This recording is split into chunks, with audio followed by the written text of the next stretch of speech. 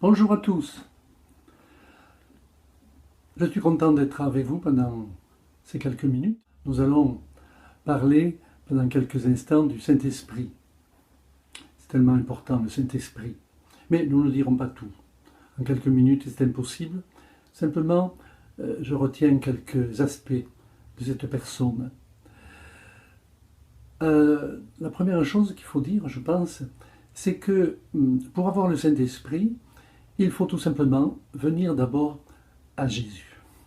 C'est Jésus qui a dit à cette femme, la Samaritaine, il lui a dit, si tu me connaissais, autrement dit, si tu savais qui je suis, qu'est-ce que je suis venu faire, eh bien, tu me demanderais et je te donnerai de l'eau vive.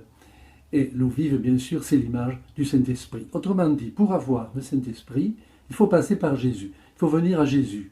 Il faut venir à la croix. Qui est Jésus? Qu'est-ce qu'il a fait? Nous le savons. Il est venu pour donner sa vie pour nos péchés. À la croix du Calvaire, il y a versé son sang. Et si nous le croyons, si nous repentons, eh bien ce sang de Jésus nous lave, nous purifie, et dans nos cœurs lavés, purifiés, eh bien le Saint-Esprit peut venir, il vient, et il vient nous habiter. Donc la première des choses, voyez-vous, il faut passer par Jésus, il faut passer par la croix. Ensuite, ce qu'on peut dire, c'est que le Saint-Esprit enlève notre soif. Cette femme, la Samaritaine, quand on lit son récit, on voit très bien comment elle était avec un cœur vide, elle était insatisfaite, et elle n'est pas la seule comme cela. Aujourd'hui, beaucoup de gens ont le cœur vide, sont insatisfaits, jamais contents. Ils disent il faudrait que ceci, il faudrait que cela, si je pouvais faire ça, si je pouvais être là, si je pouvais faire ceci, cela. Et cette impression d'insatisfaction, mais voyez-vous, le Saint-Esprit, il l'enlève. Il vient au contraire nous combler et nous remplir. Et Jésus a dit à cette femme, tant que tu boiras de l'eau de ce puits, parce qu'elle était venue puiser de l'eau au puits de Jacob, eh bien, tu auras toujours soif. Mais si tu bois de l'eau que moi je te donnerai, tu n'auras jamais plus soif. Et cette eau, eh bien, elle jaillirait de ton sein et elle te remplirait. Le Seigneur enlève tout simplement cette impression de soif. Et il comble au contraire nos cœurs. À la fête des tabernacles, Jésus s'est adressé à la foule et il lui a dit, eh bien si quelqu'un a soif au milieu de vous, qu'il vienne à moi et qu'il boive. Des fleuves d'eau vive jailliront, couleront de son sein. Il enlève la soif. Et puis, le Saint-Esprit nous donne une vie d'abondance, une vie abondante, intérieurement.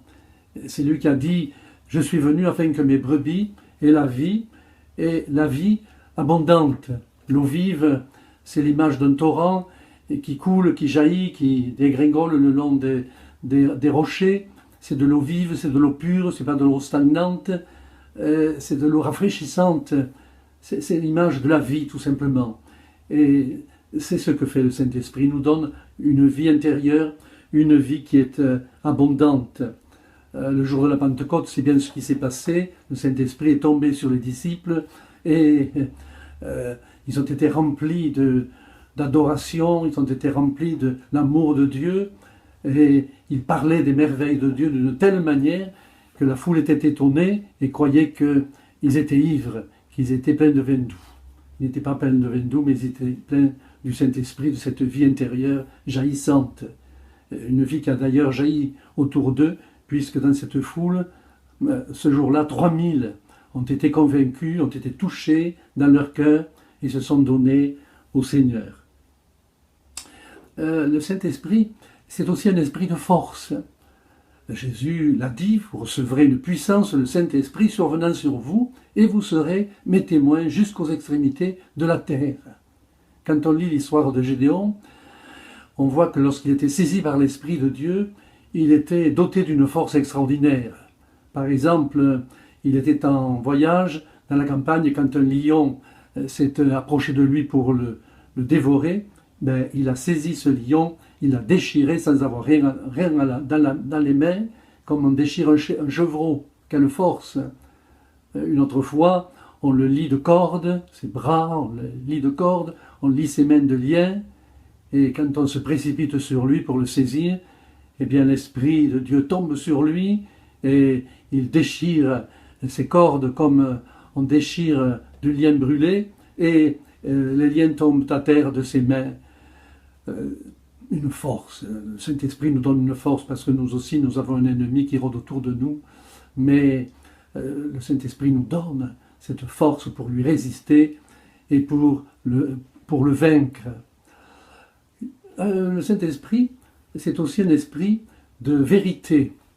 Le Saint-Esprit aime la vérité. Le Saint-Esprit, c'est un esprit de vérité. Et il faut que nous-mêmes, nous soyons dans cette vérité.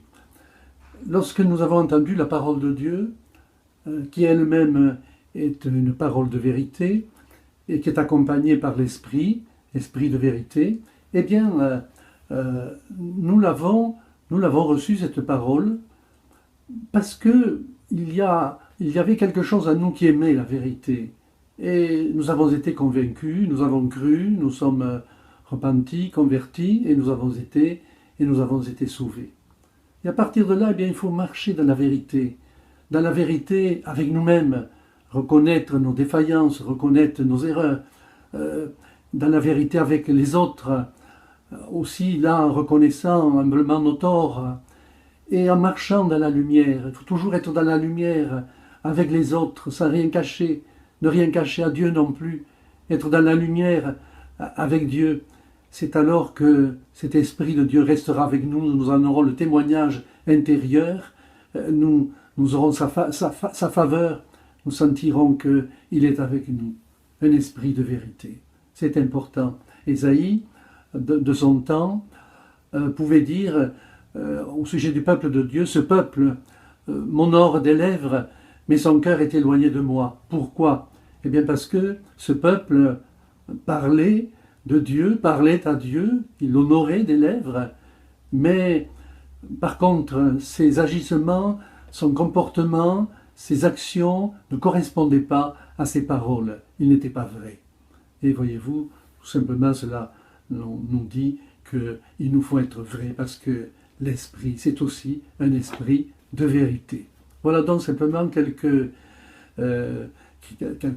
qualités, quelques aspects du Saint-Esprit. Il y en aurait beaucoup, bien d'autres à dire, mais voilà, simplement, je mentionne celle-là ce matin.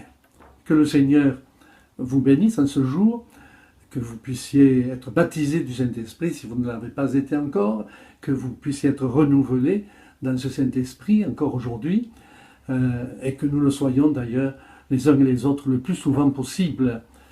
C'est une richesse intérieure, c'est un trésor dans notre vie que de vivre la vie du Saint-Esprit. Que Dieu donc vous bénisse en ce jour, et puis je vous dis, et nous nous disons à très bientôt dans notre Église. Voilà, bonne journée et à bientôt.